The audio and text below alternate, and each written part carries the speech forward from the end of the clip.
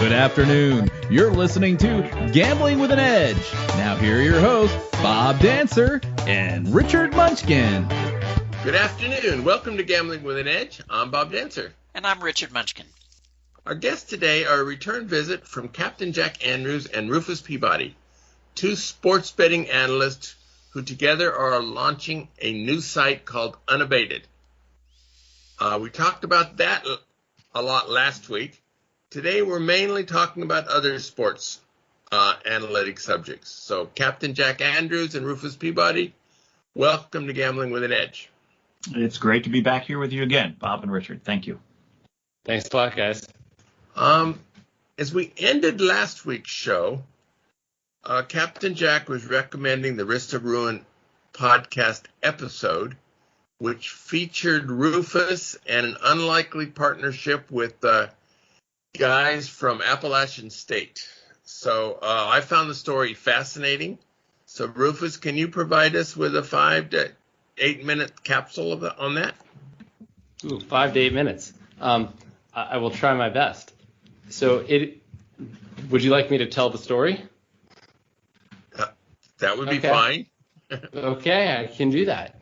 So I was not involved with these gentlemen so part of the episode is about before they met me, which to me is the most fascinating part.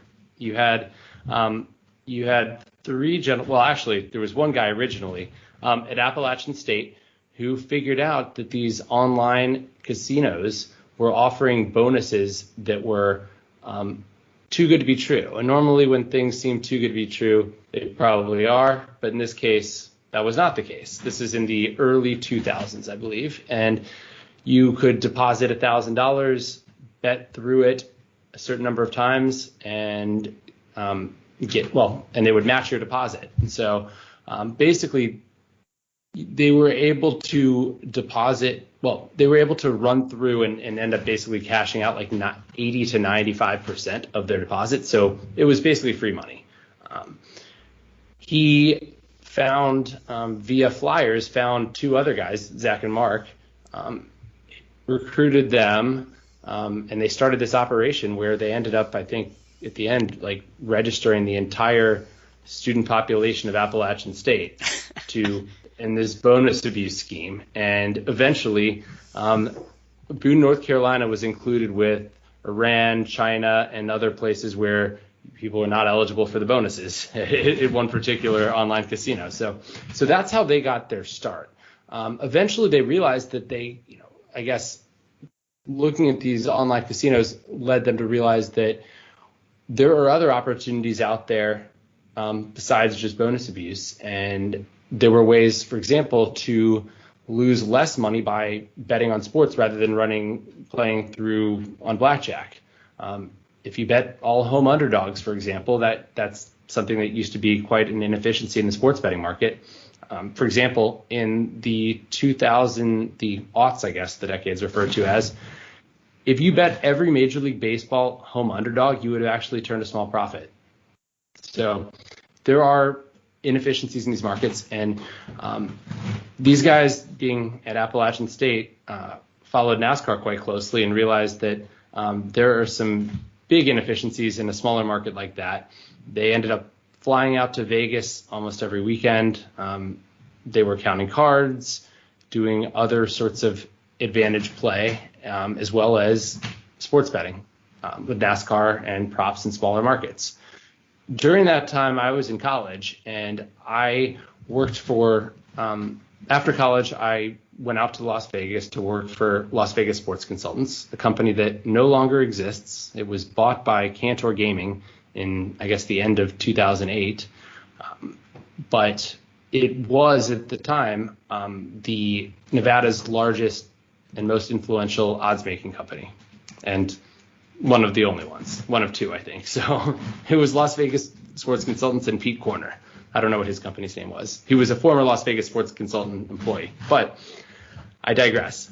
I had written my senior thesis on inefficiencies in the baseball betting market, and I was kind of slowly trying to build a bankroll the hard way. A few $1,000 or a few $100 bets here, $100 bet there, playing blackjack, spreading from $5 to $30, and I ended up meeting these, running into these guys. This one guy, Mark, actually was actually I happened to be behind him in line to bet Super Bowl props for the 2009 Super Bowl between the Steelers and the Cardinals, and he was at the counter for 45 minutes and ordered a Jack and Coke. It was I was like, who is this guy? And I ended up striking up a conversation with him a few months later, and I ended up working with these guys and leaving Las Vegas Sports Consultants, and the rest is kind of history. We were a pretty successful sports betting syndicate, I guess you'd call us, for a number of years before, and we all are still doing sports betting, but we are, before we eventually went our separate ways. But I have all the respect in the world for those guys. They're three of the sharpest guys out there for sure. So yeah, so the episode is kind of the story. It's obviously really, really well produced. John Reeder's fantastic, and hearing Mark and Zach, they were like didn't realize how amazing it was going to be, and they were like, man, we have so many other stories that we should have told. So well, that's maybe good. you They guys can will get save some them of the for stories us. when you have them on. Yeah. Actually, John mentioned a story that you didn't tell on the episode about you were supposed to go work for Cantor after LVSS, and you were supposed to have an interview with that guy, and the guy was late. Oh, Unabated. So Cantor bought Las Vegas Sports Consultants, and when eventually, I put in my 2 weeks notice. I guess this was May 2009. So I'd only been at LVSC for 10 or 11 months, and I quit because I was making more. Well, a lot more. I was making $25,000 a year at LVSC, but I loved the job. It was fantastic, but I was, betting for a living with well-capitalized people. And having good quantitative models made that a much more lucrative opportunity for me. So when I quit, Cantor tried to hire me, and they offered to, I think, more than double my salary. I think it was $60,000 a year, which to me was a lot of money at the time. But yes, I went in to interview with Unabated and Mike Colbert at the M Resort, and I was told that I needed to wait because Lee was playing slots, and he showed up, 30 minutes later. That was, yeah. So it just gives you an idea of the kind of people running these operations. Yeah. I mean, everybody's got most people in the gambling industry have some gamble in them, I would think. Maybe not playing slot machines at the casino that you're working at, but.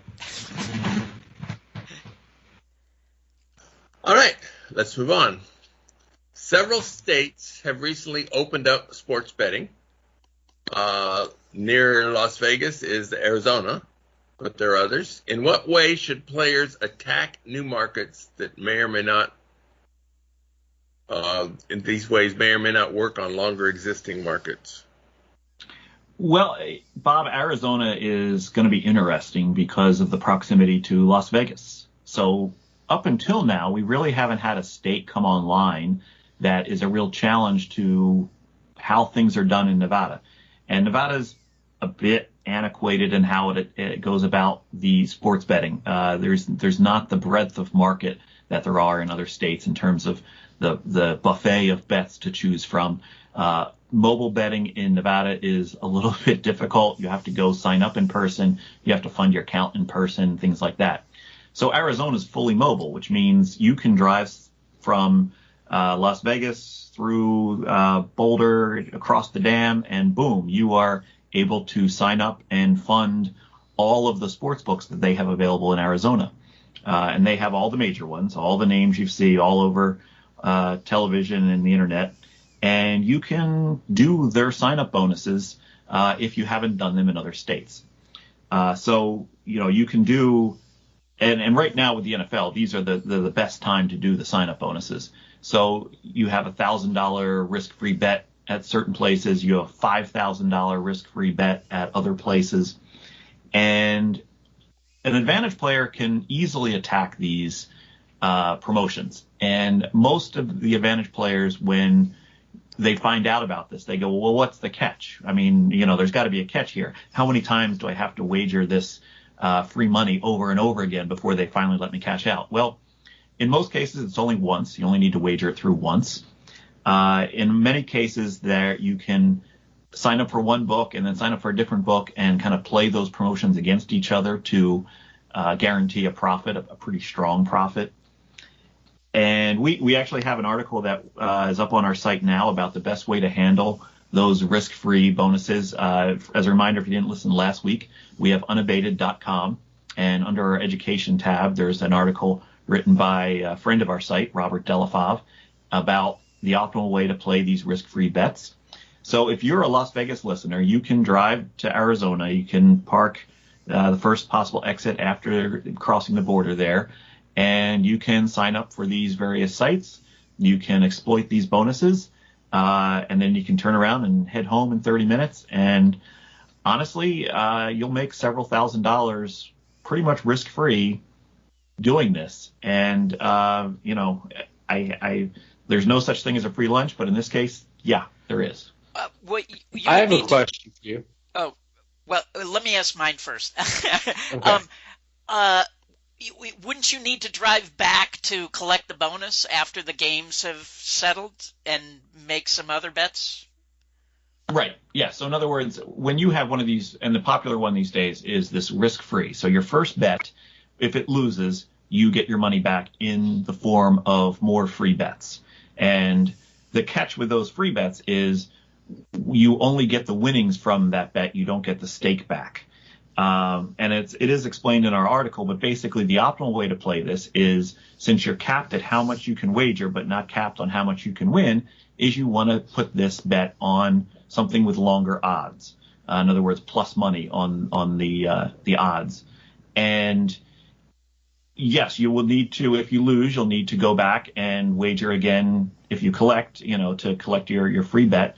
If you win, then you're done. You've completed the promotion in probably the most optimal way, in that you won. But yeah, you will need to head back down to Arizona and do your betting there. Now you can do your banking from anywhere. So in other words, if you win, you can cash out while you're in Nevada, and it'll go back to your bank account or your PayPal account or whatever you use to fund it. You may need to do some identification verification. So in other words, they may need you to send a copy of your ID or a copy of a utility bill to prove your address and things like that. The normal stuff that these online sports books have to do for their KYC/AML. But once you get past that, you can cash out from anywhere. So my question is, what happens if if you live in Las Vegas, you have a BetMGM account there, or a Caesars/William Hill account?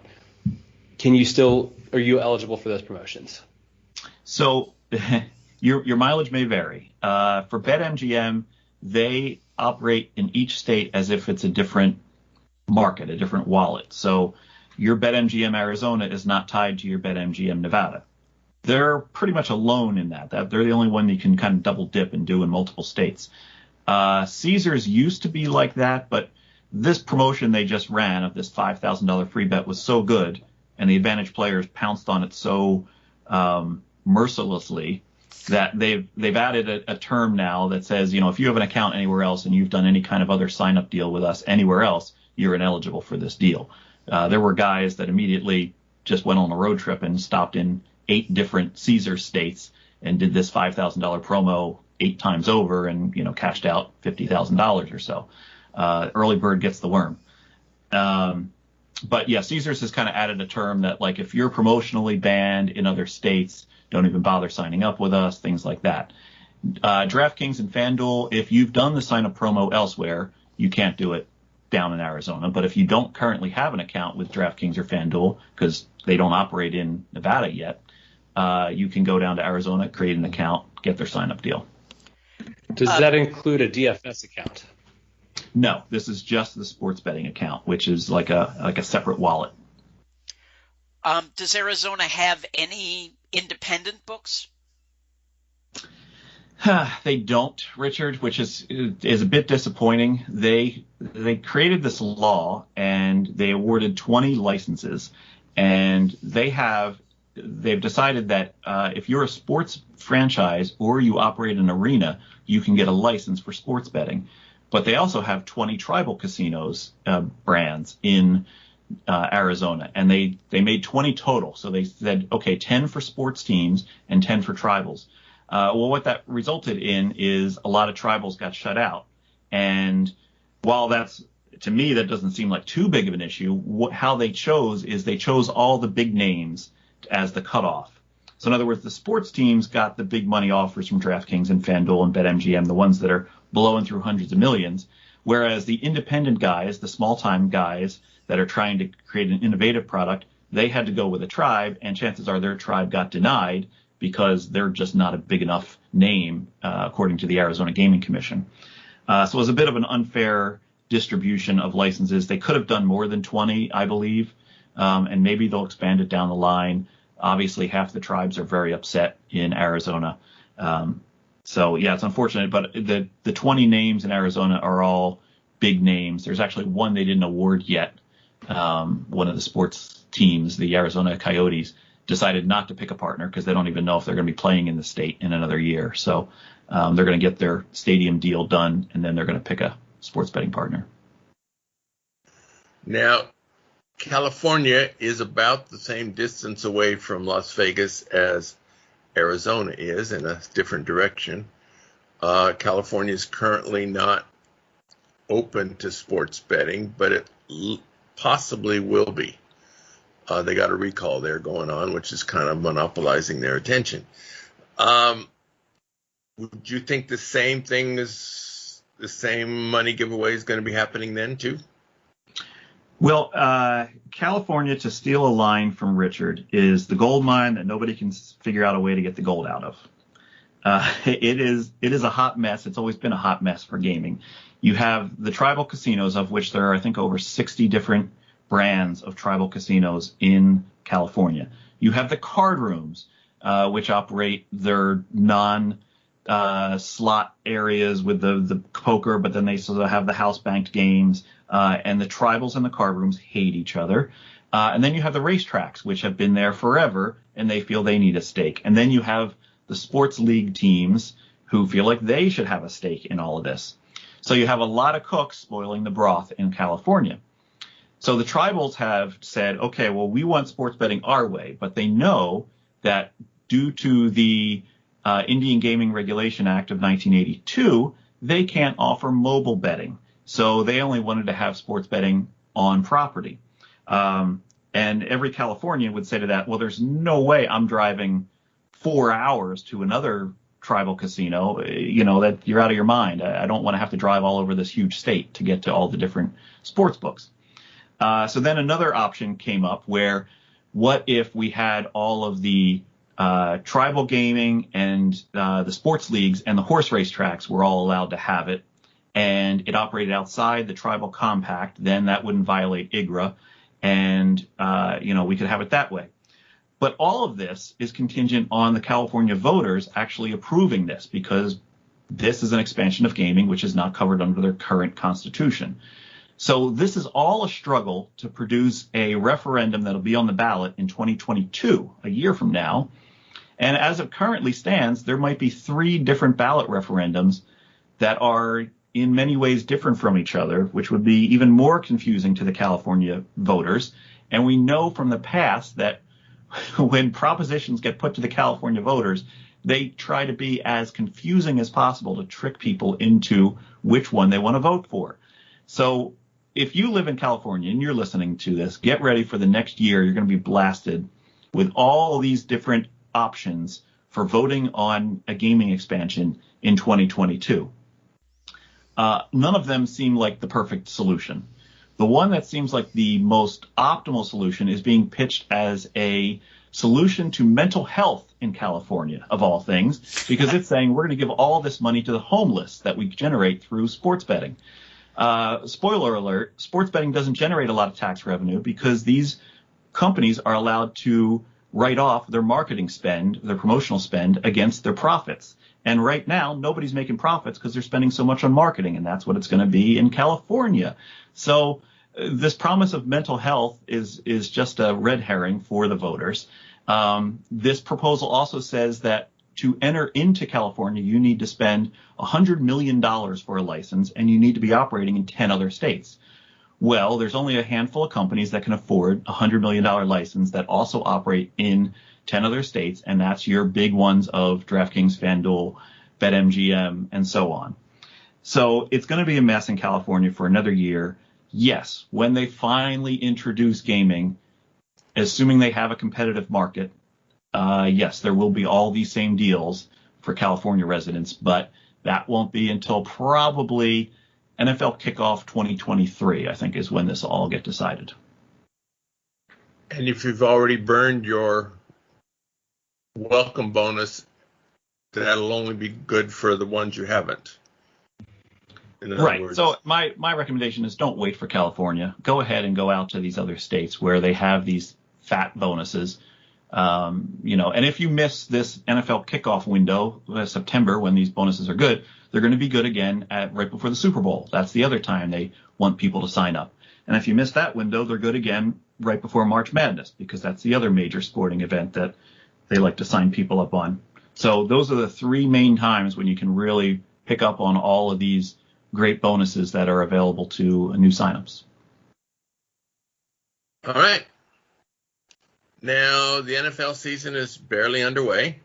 How is NFL football betting different in 2021 than it was last year and previous years? I'll give a couple reasons, and then maybe Rufus can chime in. So this, as of like last year, we're very dependent on COVID information. So when players get sidelined with COVID concerns, or they test positive, or they've been in close proximity with someone who has tested positive, it definitely has a ripple effect not only on their team, but also on how long they're going to be out, if they're vaccinated or not. So keeping up with COVID information is probably the key piece of information that affects lines during this season. In terms of like rule changes in the NFL, there haven't been a lot of rule changes this year. So it's not a year where we have to kind of start to abide by new rules. It's really the COVID information is the main one this year. But there are other things that come about each year. I don't know, Rufus, if you had some in mind that have been affecting NFL betting this year. There's fans in the stands now. I think that's the big thing. You had a year with relatively little home field advantage. In fact, I think it was less than half a point of home field advantage. So we're back to fans in the stands, and so I think we can expect back to home field advantage being what it had been or close to that. It was said by one of you last week, I think it was Rufus, that the quarterback is the single most important player. And there are some quarterbacks who have refused to get vaccinated for their own reasons. The Indianapolis Carson Palmer, I think, has refused, and Cam Newton, who's not currently with the team. So would this change the lines or change your willingness to do futures on this team if they had a quarterback who refused to be vaccinated?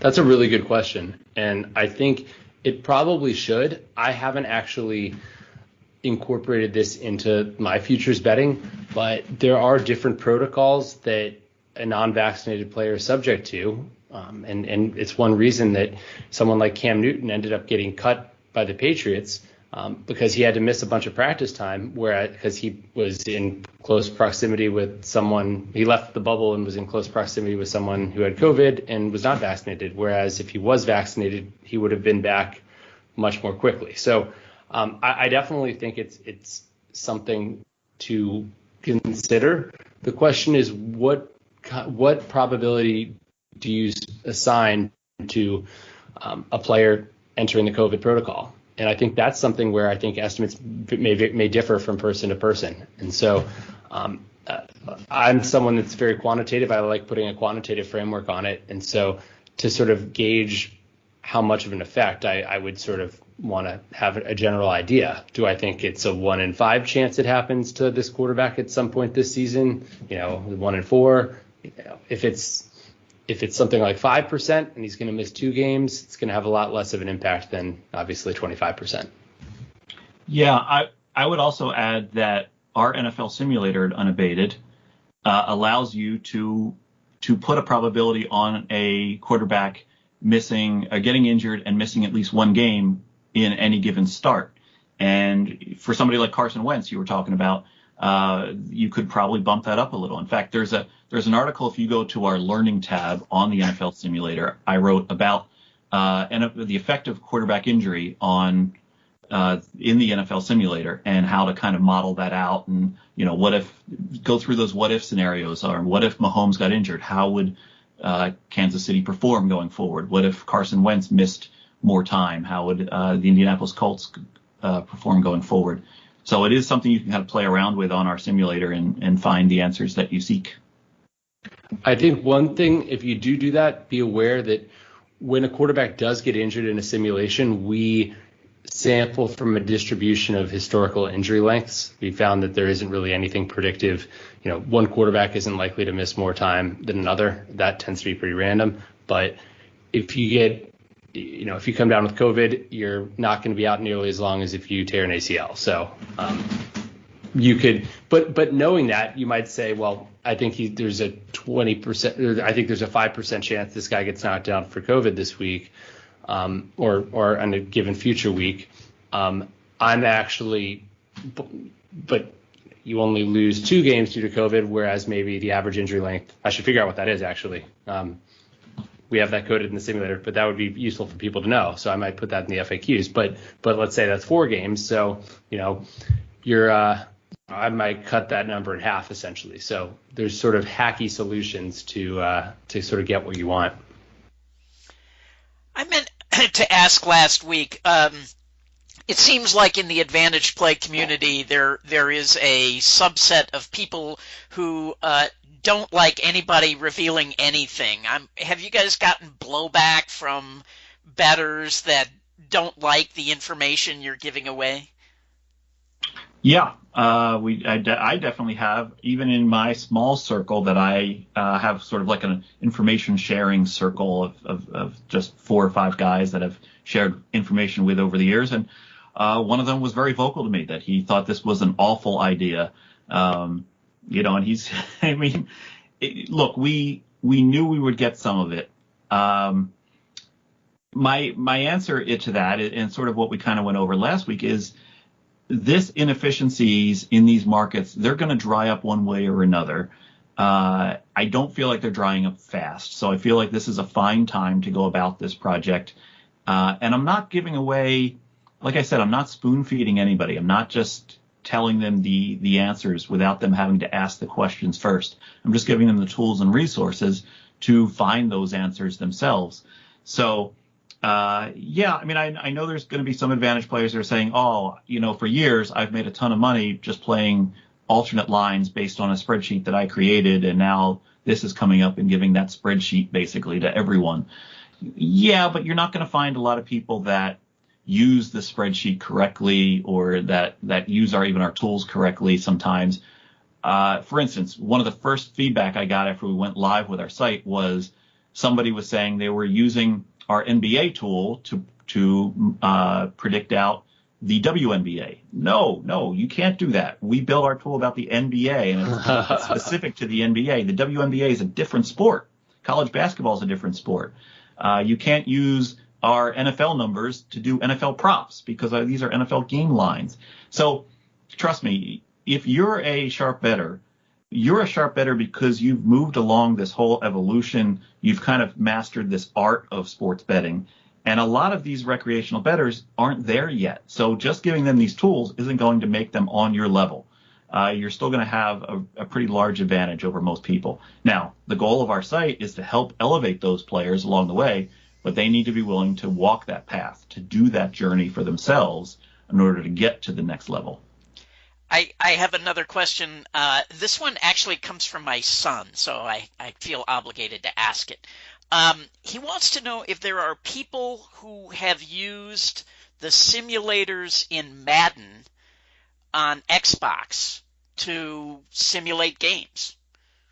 Yeah, that was a great. This is actually still a viable angle. If you read the book Sharper by the guy's name is Poker Joe that wrote Sharper. It's available. Go on Amazon. It's an ebook. It's pretty cheap. You can get it. He talks about in one of his chapters about using the Madden simulations to forecast out games. And he did a full study on it and found it's really only viable around the first 4 weeks of the year. And then the market kind of catches up. And I found anecdotally, I haven't kind of proven this out, but that is true. Now, I don't have Madden. I think the last one I bought was like 5 years ago. I don't have time to play those games anymore. But you can go online, you can search for the current Madden ratings, and you can find them. And you can use that to sort of project out defensive ability and offensive efficiency. And yeah, that's viable. Now, will that really profit you a lot? Probably not. The NFL is still a very efficient product, but it has proven to be a viable angle, at least early season. And it might be useful in augmenting your power ratings in a way. I mean, there's obviously a lot of analytics behind those Madden ratings, so you're just outsourcing an input to your power ratings. Now, given that you don't want to spoon feed anybody, are there any ways that casual sports bettors can find plus EV betting into the NFL using the information on your site? Yes. So I've spoken before about how some sports bettors are qualitative and some sports bettors are quantitative. And a lot of your audience is going to lean towards quantitative just from their background in card counting and other math-based attacks of games. So one thing you can do with our site is you can find what the market consensus price is and use that as your sharp number. So in other words, sports books do range in terms of how their sharpness, basically. For the NFL, Pinnacle Sports offshore in Curacao, they are kind of regarded as one of the sharpest books when it comes to setting a line on the NFL. You could look at their lines and say, okay, if this is the sharp price, if this is the price that the game, basically the true line, let me see if I can find some inefficiencies off of that price. Now, that could be on the game itself. So if a team is -7 at Pinnacle and you go somewhere else and you're able to find -6.5 or plus 7.5, you know you found an inefficiency. You can use our tools to kind of price out how much of an edge you have with that inefficiency. Or, as kind of explained before, you can use our alternate lines tool to kind of shop the derivative pricing within the market. So while Pinnacle may say the true price of this game is -7, you go to your sports book that's regulated in your state. Let's just say it's DraftKings, and they have alternate lines for the game. They have everything from -7 down to -25 and up to maybe +15 on that same team that's -7 at Pinnacle. And of course, they've adjusted the pricing for each of those alternate lines. Well, you can use our tool to see what the accurate pricing would be if the true line is -7, -110, or you can put that in as the VIG free line if you'd like, so -7 plus 100, and then project out all of these alternate lines and see if you can find an edge. And on our launching live stream, which we did the day after we went live with the site, I think it was September 8th, I think I did that live stream. It's available on my YouTube channel. I did that. I went through and took the true price of something and then started shopping alternate lines and found value. Now, you know nothing about that game. You're just basically saying that if the price should be this, then the alternate price should be that, and this price is better than that, and betting that and figuring out how much your edge is.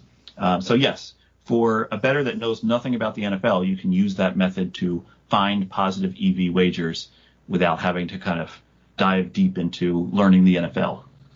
Another example that came up that day was using the simulator and finding, I don't remember if it was Super Bowl odds or playoff odds, but the Raiders, I guess, were Mm-hmm. way overpriced, which I really found surprising given that it's now a Vegas home team. I would have thought Vegas people would have been pounding that number, but at the time it was pretty far out of whack. Yeah, so that was Rufus. We're talking about the simulator during that live stream, and Rufus was talking about some of the bets he had made on exact wins by the Raiders at some various sports books, national regulated sports books. And what we have there is you can run your simulation, and then we'll give you the distribution of wins based on the simulation. And he said there was value in betting them. Rufus, it was more like if they win like 10, 11, or 12 games this year, you found there's value out there in the market? Yeah, so I was high on the Raiders in general relative to the market, as was, and I was high on the Raiders using the market-based rating system actually too. So yeah, there was value largely for two reasons. One was that I liked the Raiders. I thought their mean number of wins was higher, but the second was the tail not being priced properly. So the uncertainty, basically. The market, I guess, is more confident in who the Raiders are, which, I mean, you can make an argument, I guess, given the fact that they have the same coach, the same quarterback, not a ton of changes on that team.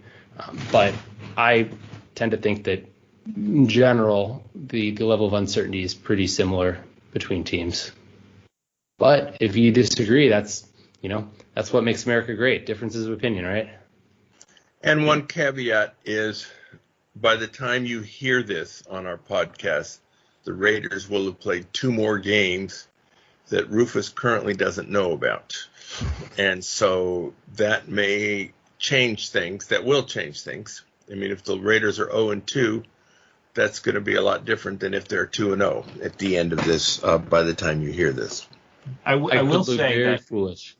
I will say that on our live stream that night, Rufus said he was high on the Saints, high on Jameis Winston and how he's going to perform with the Saints. And we've only seen one game as of this recording, but it was the most talked about game of week 1, and that's the 38-3 drubbing that they did of the Packers. Great. So Rufus is 1 for 1. This is great. All right. So since we're going to take a brief commercial break, and then we got some more questions for Captain Jack Andrews and Rufus Peabody. The South Point has more than 10,000 games, returning at least 99%. This is more than anyone else has. This month, every Sunday through Saturday, earn 1,200 points on slots, video reels, or video poker, and receive a South Point 400 commemorative bottle of City Lights Shine Moonshine. You keep your points. Players can learn up to 3 bottles a week, and they may select from 6 flavors. Sunday, September 26th is the South Point 400 NASCAR race at the Las Vegas Motor Speedway. If you buy your tickets at the casino box office, they are half price if you use your points. Hey guys, this is Colin from BlackjackApprenticeship.com, and if you're serious about card counting, I'd encourage you to check out the Blackjack Apprenticeship membership. It has the training tools you'll need to beat the game, like our comprehensive video course and our training suite, so you can learn each skill and virtually test yourself before ever stepping foot in a casino. It also includes the tools you'll need to succeed, like our pro betting software, casino database, results tracking software, and access to a community of like-minded Advantage players to network with in our members forum and chat room software. You can find out more at blackjackapprenticeship.com. Videopoker.com is the best place to play lots of games. If you sign up for the gold membership, $8.95 a month or $79.95 a year, this allows you to get correction on most of the games.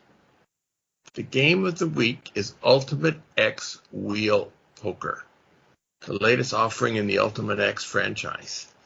In this game, you bet 10 coins per line and are awarded bonuses this hand to be played off next hand. The difference between regular Ultimate X is that instead of 12x being the multiplier you earn for Full House, as you do in regular Ultimate X, you spin a wheel. On the wheel are amounts from $250, $500, $1,000, 2,000, and several slots giving you big multipliers for the next hand between 14x and 20x. If you earn a multiplier, you get the normal pay for the full house, often 45, times whatever multiplier you already have.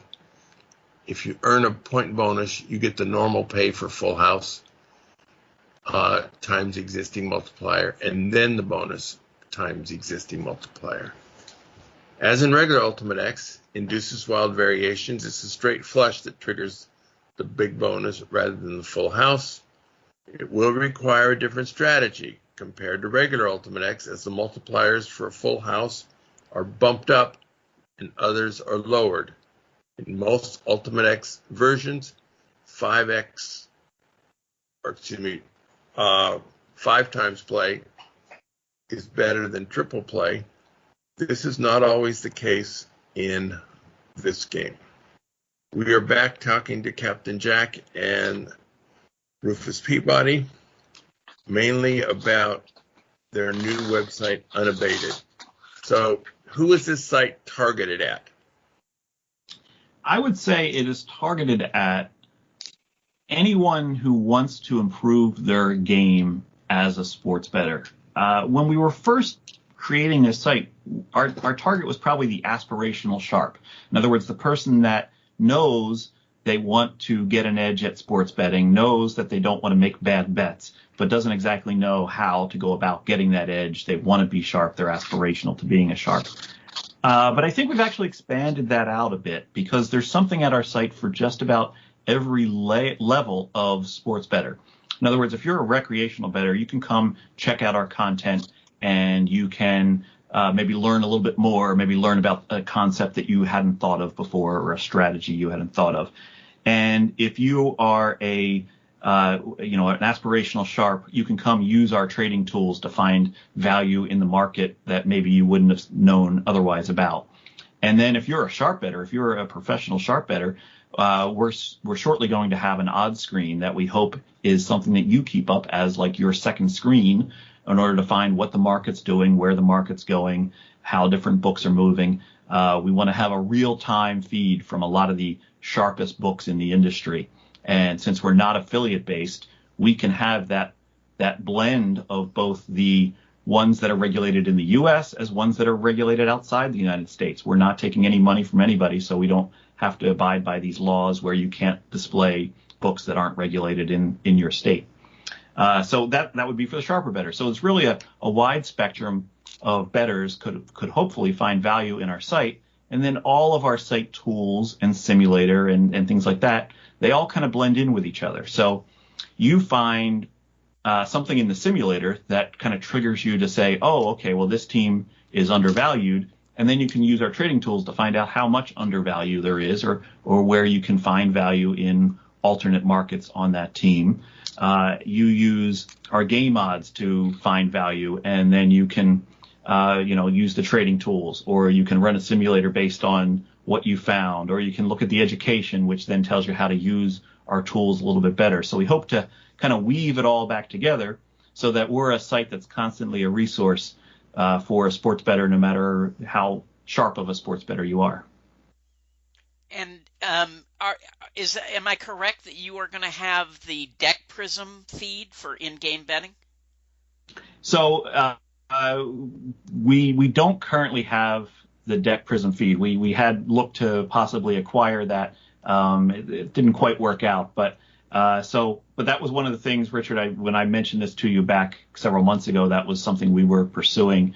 It's not going to be there yet, unfortunately, but we're still going to have a good amount of feeds of market-making books. Circus Sports, for instance, they're going to be a prominent feature on our odds feed because they are a market-making book for certain sports, as well as some of the offshore books are market-making books for certain sports. So we're going to have a good way to kind of highlight the various types of market makers in our industry.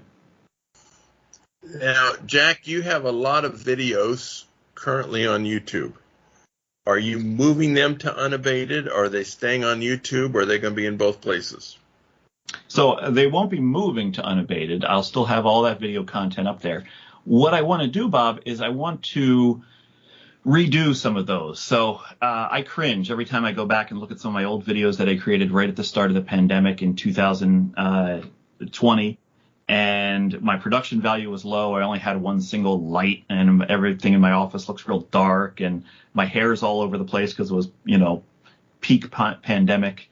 I think my production values have increased quite a bit since then. So I'd like to start to remake some of those early videos that were live streams that maybe had some of the technical glitches of live streaming, and give the users a more rich explanation for some of those concepts, because some of those concepts are really good and I think apply evergreen. So I plan to put out video content on Unabated. I still plan to put out video content on YouTube because there's a lot of things that I'll be talking about that don't necessarily need to be under the Unabated umbrella. And also, that'll still hopefully attract more people that will learn about what I have to offer and maybe then look to follow me over to Unabated. So definitely there's going to be more YouTube content coming out, and there's also going to be video content on Unabated. Unabated seems like a strange word. How did you decide to be, that's the word for us? So unabated is a term that used to be very popular by NFL or even football referees. If somebody jumped off sides, but they were able to get to the quarterback, they would say this player was unabated to the quarterback, and therefore that's why the play had to be blown dead.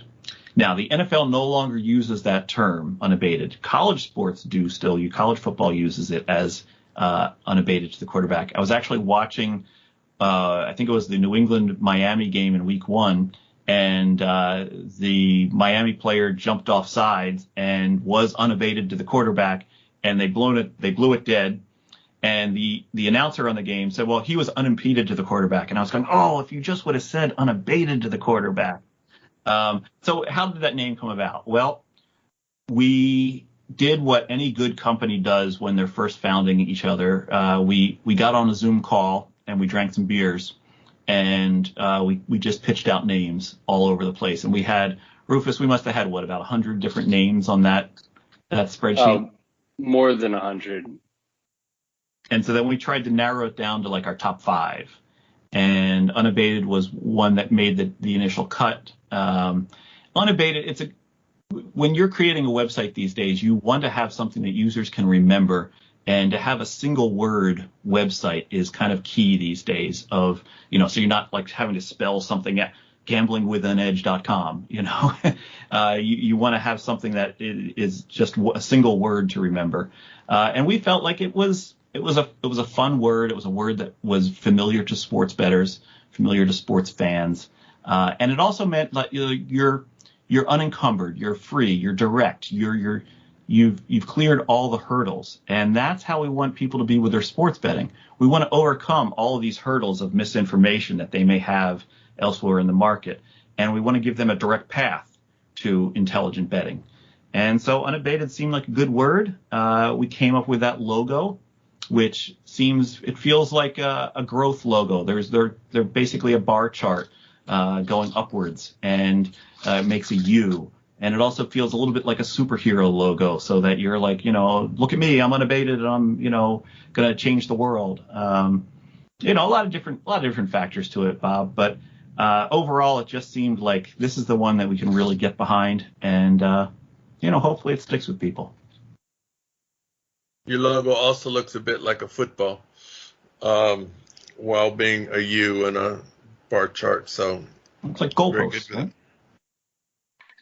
It's a Rorschach ink blot. Was that going to be your vote, Rufus? It's whatever you want it to be. It's whatever. Rufus, do you want to say what name you really liked? Oh, there was a few. Was it Edge Wedge? Well, Edge Wedge was one of our popular ones. Or Edge. Wow, that sounds like underwear. And then Rufus really liked Edge Hog, but that turns out as like a Black & Decker power tool. Yeah. And then the other one that Rufus really liked was Gamble Ball, like Moneyball, but Gamble Ball. Which, the problem is Zach White, who we talked about earlier, former business partner of mine, His Twitter handle is Gamble Balls. Hopefully I would, it might have been costly litigation. I don't know. So, Rufus, you built many of the tools on the site. How much can we trust the data science behind this?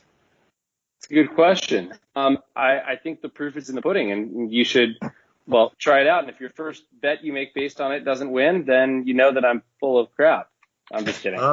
Good. That's good way to decide. Well, I think you're right.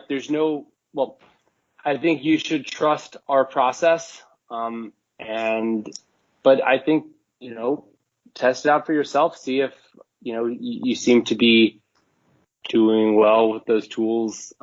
But you're right. There is an element of trust that's required. And I think I would hope that people trust that I am putting out authentic information. And these are the same things that I've bet with, I should say, for a decade. Obviously they've been updated because there's new data. So, but it's the same principles, and it's worked for me. And so, I hope people are confident that it'll work for them. When will Las Vegas catch up with other jurisdictions in terms of mobile betting offerings and competition? I think Arizona, as we mentioned, is going to be a little bit of a kick in the backside for Las Vegas to say, oh, you know what, we need to finally get with the times. We need to have mobile registration. We need to have mobile banking within our apps. Look, Las Vegas, Nevada, it's an old boys club, right? We know this. And Joe Asher, the head of William Hill, for years lobbied so that there had to be in-person registration and banking for the mobile betting app, because he owned 119 of the 135 sports books in Nevada. So chances are you were closest to one of his sports books. He wanted to keep you going there. So he's gone at William Hill. Caesars has taken over. They may start to sell some of those sports books off. And there's going to be more competition coming into the Nevada market. They need to change some laws in Nevada. They need to make it so that you don't need to have a brick and mortar casino in order to have a sports book. The trouble is, Nevada is a fairly small market. There's only, a couple million people that are available to you in the market, and it's a large state. And it's largely a transient market for operators. They're taking advantage of the weekend crowd that comes in, the tourists. So I think once they see it successful in Arizona, there's going to be a push to make Las Vegas and Nevada get with the times. And then there's probably going to be a little bit of push to okay, we need to kind of embrace this mobile betting environment, and we need to bring in some other operators, and we need to up the level of competition within the state. I think that's all going to take place in the next year. I think this is going to be a transformative year for Nevada sports betting. So William Hill, who would throw out anyone who knew how to spell their name, since they've been taken over by Caesars, are they letting any of those people back in, or are they still just, they don't want any action really at all? They are taking action now. I'm not sure if this is a pivot in their strategy, or if this is just because they want to get their name out there and they want it to be all over the place. But look, since the transition to Caesars, I am getting bets down that I've never gotten down before. They're accepting it with no delay. There's not this, the spinning wheel goes around on the screen and then they change the price on you. None of that. It's a snap acceptance of betting. It's been really good since the transition from William Hill to Caesars. I don't know if that'll continue or not, but it's exciting to see. I mean, Joe Asher isn't out there with the baseball bat kicking out the sharps anymore.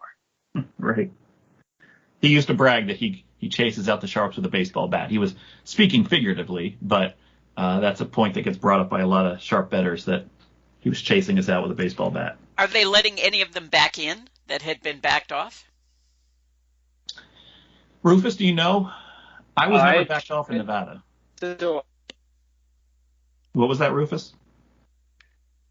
So I'm in the state of Virginia right at this minute, and I tried to sign up to get that $5,000 risk-free bet, and it said and I've never bet in Virginia before. at Caesars William Hill. I had an account in New Jersey. They limited me to like $10 after one day as I was banned in Nevada. And I tried to create an account, and it said, your account is suspended. I hadn't even created an account. But so I guess the answer is no in my case, or I probably just need to talk to support or something. But I was not able to get that $5,000 risk-free bet or any bet there. All right. This has been fun talking to Captain Jack and Rufus again. We wish them most of luck on the Unabated. At the end of our show, we have a recommended. So, Richard, do you have a recommended for our audience today? Not this week. All right. My recommendation is the 2003 stage version of the Thornton Wilder classic, Our Town, starring Paul Newman as the stage director, which is the main character. This is a 1938 play that still plays well today. I hadn't watched it for decades, and I really enjoyed seeing it again. I streamed it on Kanopy, which is spelled with a K, which is a free streaming service. Most people have it available to them if they have a library card. Rufus, do you have a recommended for our listeners today? I do. I'm going to recommend a podcast. It's called Sidedoor. It is brought to you by the Smithsonian. It brings you stories about science, art, history, and where they unexpectedly overlap.